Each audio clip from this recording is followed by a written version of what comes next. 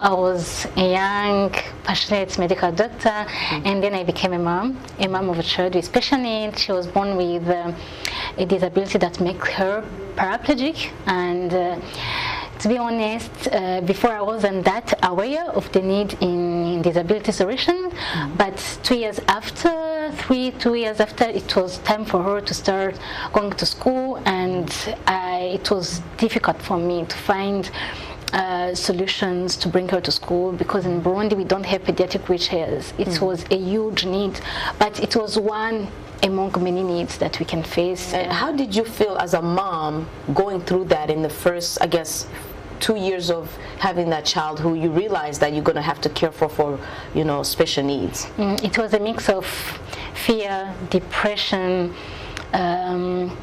joy, because you are a mom, at the same time like celebrating little wins in life, like when you have went through a surgery and your child is just recovered from the surgery. It's joy, and then after you're like, so what is next now? So it's a lot of things, particularly in our setting where disabilities is still a taboo.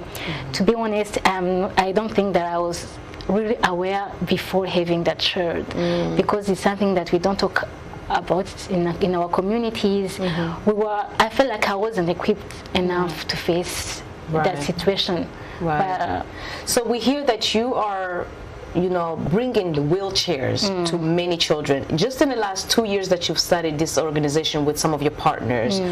The idea came from a time I was searching for a pediatric wheelchair and I couldn't find it in Burundi. So someone gave it to me, and we just got an idea.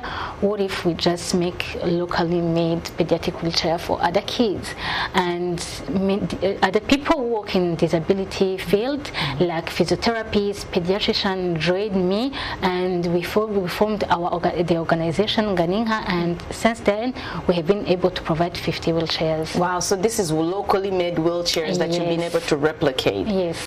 Are they support groups that you guys are able to come together and organize? I mean, how is that process of just being able to just join hands with other mothers, other women who are going through the same thing? How is that happening?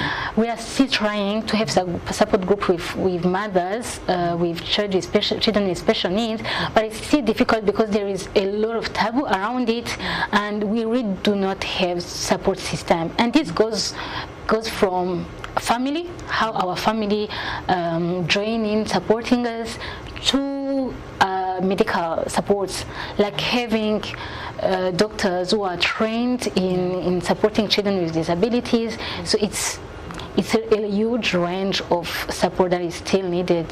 In your marriage, does that also spill into it? Does the stress spill into your marriage, and how do you handle that? Yes, so it's a challenge for me. I was lucky enough to have a partner with whom we can discuss and process all the challenges, but at a certain point the community still expects you to be a full-time mom, a full-time professional, and at the same time bearing all this burden of challenges like disability. So it's just a challenging space. What advice can you give to a mom right now who's going through the same thing, maybe just find out that their child might need assistance for in their lifespan?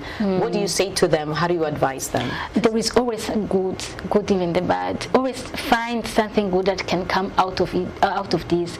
As an example, for me, 5 years later I was able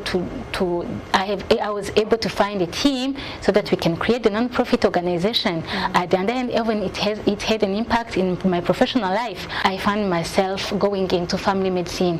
Family medicine is a specialty that is not available in Burundi, but I knew I needed it for my kids.